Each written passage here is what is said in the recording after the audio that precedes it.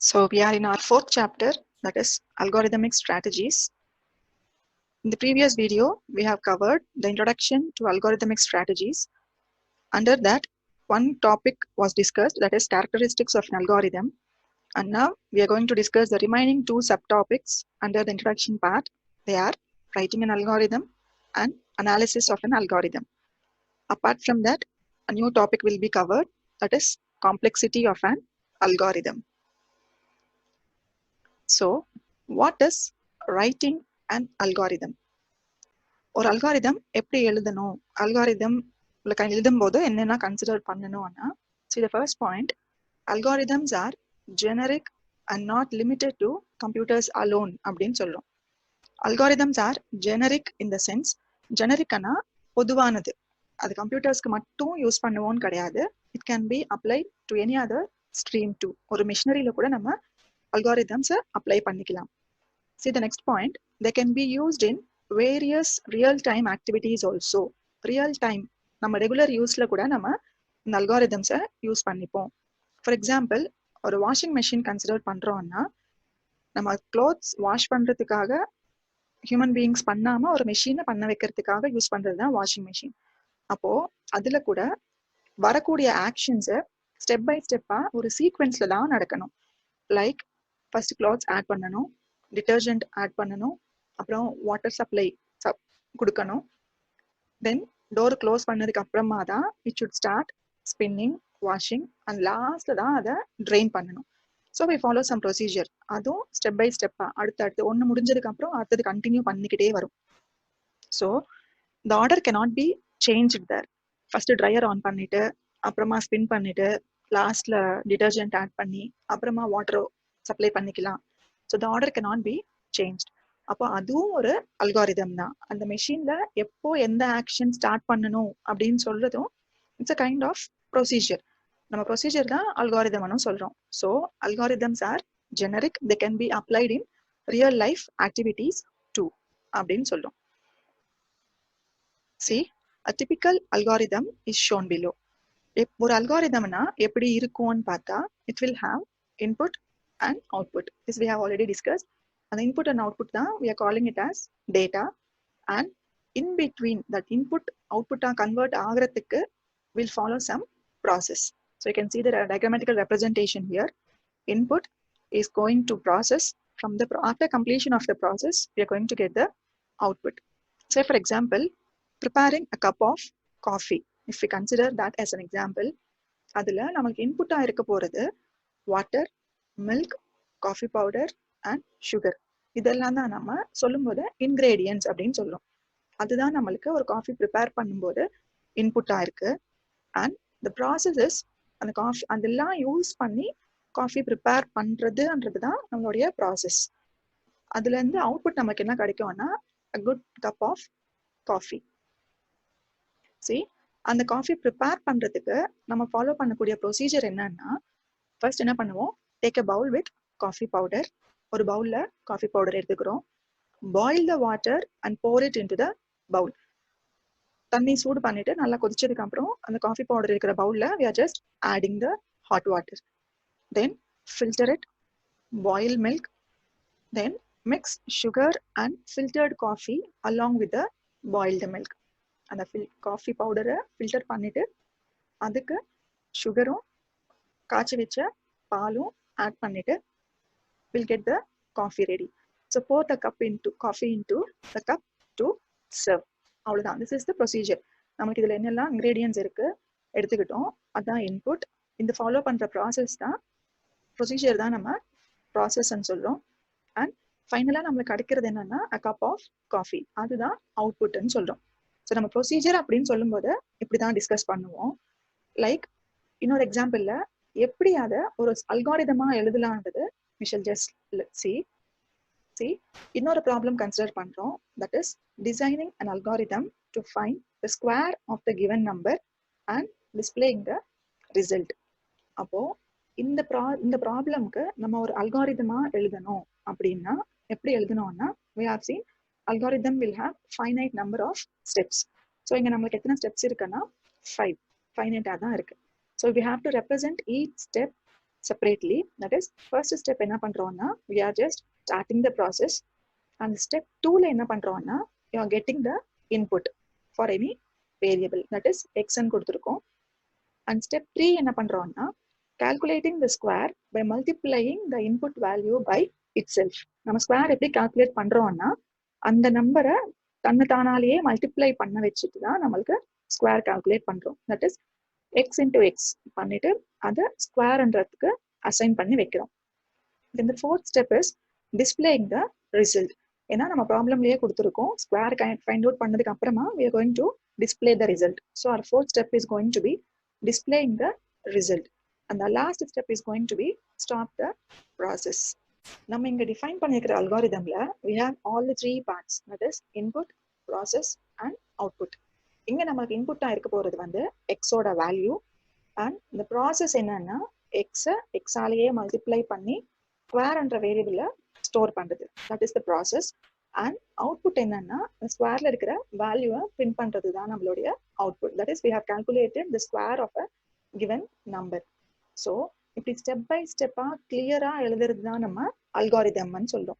So இப்போ இது எந்த யூசர் பார்த்தாலும் they can easily understand எப்படி நம்ம கால்குலேட் பண்ண போறோம்ன்றது சிம்பிள் சென்டென்சஸ்ல எழுதிருக்கிறதுனால whoever reads this algorithm they can understand easier.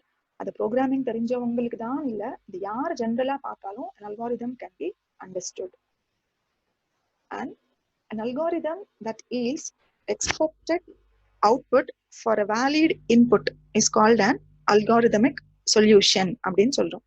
An algorithm which yields the expected output, நம்மளுக்கு வர வேண்டிய அவுட்புட், நம்ம என்ன அவுட்புட் எக்ஸ்பெக்ட் பண்றோமோ அது கொடுக்கக்கூடிய ஒரு அல்காரிதம் தான் நம்ம அல்காரிதமிக் சொல்யூஷன் அப்படின்னு சொல்றோம். ஸோ அல்காரிதம்னா என்ன அப்படின்றது ஒரு ஐடியா வந்திருக்கு. நெக்ஸ்ட் ப்ரோக்ராமுக்கும் அல்காரிதமுக்கும் என்ன டிஃபரன்ஸ்ன்றது we shall just have a look. See, algorithm and program. நம்ம அல்காரிதம் என்ன பண்ணோம்னா, it helps to solve a given problem logically and it can be contrasted with a program. எப்படி நம்ம ஒரு ப்ராப்ளம் சால்வ் பண்ண போறோம், அது லாஜிக்கலா கூட எப்படி நம்ம அதை சால்வ் பண்ண போறோம்னு சொல்றது தான் நம்ம அல்காரிதம்னு சொல்லியிருக்கோம். சேம் டைம் ப்ரோக்ராம்னா it is the expression of algorithm in a programming language. அல்காரிதம்ல ஸ்பெசிஃபை பண்ணிருக்கிற ப்ரொசீஜரை ஒரு ப்ரோக்ராமிங் லாங்குவேஜ்ல எக்ஸ்பிரஸ் பண்றது தான் நம்ம ப்ரோக்ராம் அப்படின்னு சொல்றோம். The next is algorithm can be categorized based on their implementation methods, design techniques, etc. Algorithm என்ன சொல்றோம்னா, it can be categorized based on their implementation methods. ஒரு ப்ரொசீஜர் இருந்தா நம்ம அதை எப்படி இம்ப்ளிமெண்ட் பண்ண போறோம், அதுல என்னெல்லாம் டெக்னிக்ஸ் ஃபாலோ பண்ண போறோம் அப்படின்றது ஸ்பெசிஃபை பண்றது வச்சு நம்ம அல்காரிதம்ஸை டிஃப்ரெண்ட் வேஸ்ல கேட்டகரைஸ் பண்ணலாம். ப்ரோக்ராம்னா என்ன சொல்றோம்னா, it is an implementation of the algorithm by structured or object oriented programming approach. நம்ம அல்காரிதம்ல ஸ்பெசிஃபை பண்ணிக்கிற ப்ரொசீஜரை ஏதோ ஒரு ப்ரோக்ராமிங் லாங்குவேஜ்ல, அது ஸ்ட்ரக்சர்ட் ப்ரோக்ராமிங்கா இருக்கலாம் இல்ல ஆப்ஜெக்ட் ஓரியன்டா இருக்கலாம், அதுல அந்த அல்காரிதமை இம்ப்ளிமெண்ட் பண்றது தான் நம்ம ப்ரோக்ராம்னு சொல்றோம். Next is, in an algorithm there is no specific rules for writing but some guidelines should be followed அப்படின்னு சொல்றோம். ஒரு அல்காரிதம்னா இப்படிதான் இருக்கணும்ன்ற பர்டிகுலர் ஸ்பெசிஃபிக்கா எந்த ரூல்ஸும் கிடையாது, பட் சில கைட்லைன்ஸை நம்ம ஃபாலோ பண்ணியே ஆகணும். Whereas program should be written for the selected language with specific syntax, and specific syntax will be followed when we are developing a program. நம்ம எந்த ப்ரோக்ராமிங் லாங்குவேஜ் அப்ளை பண்றோமோ அதுக்கான பர்டிகுலர் ஸ்பெசிஃபைடு சின்டாக்ஸ் ஃபாலோ பண்ணி தான் நம்ம ஒரு ப்ரோக்ராமை develop பண்ண முடியும். And an algorithm resembles a pseudocode which can be implemented in any language. இப்போ நம்ம pseudocode அப்படின்னு சொல்றோம்னா, it is an informal high level description. பேசிக்கா ஹியூமன் பீயிங்ஸ் ரீட் பண்றதுக்கு புரிஞ்சுக்கிற மாதிரி இருக்கிறது தான் நம்ம அல்காரிதம்னு சொல்றோம். அல்காரிதம்ல it represents the pseudocode. pseudocode வந்து ஹியூமன்ஸ் ரீடபிளா தான் இருக்கும், it's not machine readable. Algorithm is also human readable and not for machine reading, and it can be implemented in any language. Whereas program it is more specific to a programming language. So hope understood the differences between an algorithm and what a program is. Let's move on to the next topic, that is analysis of an algorithm. ஒரு அல்காரிதமை analyse பண்ணணும்னா ஏன் analyse பண்ணணும்? why should we analyze an algorithm? see, ஒரு algorithm நம்ம define பண்றோம்னா அது எந்த அளவுக்கு பெஸ்ட் ரிசல்ட்ஸ் கொடுக்கும் அப்படின்றது நமக்கு எப்போ தெரிய வரும்னா only when we analyze that. so to discover the characteristics in order to evaluate its suitability for various applications or compare it with other algorithms for the same application. எப்போ நம்ம algorithm develop பண்றோமோ ஒரு ப்ராப்ளம்காக தான் develop பண்றோம்ன்றது நிறைய வாட்டி repeat பண்ணிட்டே சொல்லியிருக்கோம். So ஒரு ப்ராப்ளம்க்கு நிறைய சொல்யூஷன்ஸ் இருக்கும்போது எந்த அல்காரிதம் ஒரு அல்காரிதமோட கேரக்டரிஸ்டிக்ஸ் எல்லாமே சப்போர்ட் பண்ணுது and it can B compared with other algorithms. ஒரே ப்ராப்ளம் சால்வ் பண்றதுக்காக டெவலப் பண்ணிருக்கிற நிறைய அல்காரிதம்ஸ்ல கம்பேர் பண்ணி பார்க்கும்போது எது பெஸ்டா இருக்கும்ன்றது நம்மளால ஜட்ஜ் பண்ண முடியும். And one more thing is it helps us to understand an algorithm better and can suggest any improvements if needed. once நம்ம டிசைன் பண்ணதுக்கு அப்புறம் அது எப்படி ஒர்க் ஆகுது அப்படின்ற அனாலிசிஸ் பண்ணாதான் அந்த அல்காரிதமை நம்ம இன்னும் பெட்டரா புரிஞ்சுக்க முடியும். அண்ட் சப்போஸ் ஏதாவது இம்ப்ரூவ்மெண்ட்ஸ் பண்ண வேண்டியது இருக்குன்னா we can suggest, இல்ல இது இன்னும் கொஞ்சம் எப்படி பண்ணா பெட்டரா இருக்கும் அப்படின்றது we can suggest. எப்போ இது பண்ண முடியும்னா நம்ம டிஃபைன் பண்ணிருக்கிறதோ இல்ல சூஸ் பண்ணிருக்கிற அல்காரிதமை அனலைஸ் பண்ணணும். so that's what we need analysis of an algorithm. see, அப்ப அல்காரிதம் அனலைஸ் பண்ணணும்னா what is an algorithm analysis? an estimation of time and space complexity of an algorithm for varying input sizes is called algorithm analysis. ஒரு algorithm எப்படி பெஸ்டா work ஆகுதுன்னா it should take the least amount of time. ரொம்ப கம்மியான நேரத்துல ரொம்ப கம்மியான space use பண்ணி கொடுக்க முடிஞ்சா that can be a good algorithm நம்ம ஆல்ரெடி சொல்லியிருந்தோம். ஸோ அதை எஸ்டிமேட் பண்ணி எந்த மாதிரி ஒரு அல்காரிதம் ஒர்க் ஆகுது அப்படின்னு சொல்றதுக்கு நம்ம அல்காரிதம் அனாலிசிஸ் அப்படின்னு சொல்றோம். So analysis of an algorithm usually deals with running and execution time of various operations involved. So நம்ம அப்படி ஒரு அல்காரிதம் அனலைஸ் பண்றோம்னா என்னெல்லாம் கன்சிடர் பண்ணுவோம் அப்படின்னா running time and execution time அப்படின்னு சொல்றோம். ஸோ ரன்னிங் டைம் என்னன்னா the running time of an operation is calculated as how many programming instructions are executed per operation. ஒரு ஆபரேஷன் பெர்ஃபார்ம் பண்றதுக்கு எத்தனை இன்ஸ்ட்ரக்ஷன்ஸ் எக்ஸிக்யூட் பண்ண வேண்டியது இருக்கு அப்படின்றது தான் நம்ம ரன்னிங் டைம் அப்படின்னு சொல்றோம். சரி, ஃபார் எக்ஸாம்பிள் நான் 2 நம்பர்ஸை ஆட் பண்றதுக்காக ஒரு ஸ்டேட்மெண்ட் கொடுத்துருக்கேன்னா தட் இஸ் அன் இன்ஸ்ட்ரக்ஷன். அதுக்காக எத்தனை ஆபரேஷன்ஸ் பண்ண வேண்டியது இருக்கு? ஸோ ஃபர்ஸ்ட் மெமரியில போயிட்டு 2 வேல்யூஸும் ஃபெச் பண்ணி எடுக்கணும். அந்த 2 வேல்யூஸ் மேல என்ன ஆபரேஷன் பண்ணணும்ன்றதும் மெமரியில இருந்து ஃபெச் பண்ணி எடுக்கணும். ரெண்டும் ஆட் பண்ணிட்டு இன்னொரு வேரியபிள்ல ஸ்டோர் பண்றதா இருந்தா அதை அசைன் பண்ணிட்டு மெமரியில போய் ஸ்டோர் பண்ணணும். ஸோ இதெல்லாம் தான் எத்தனை ஒரு ஆபரேஷனுக்கு எத்தனை இன்ஸ்ட்ரக்ஷன்ஸ் தேவைப்படுதுன்றது. ஸோ அதுக்கு எவ்வளோ டைம் ஆகுதோ that is called running time of an operation. Then coming to execution time or CPU டைம்னு சொல்லுவோம்.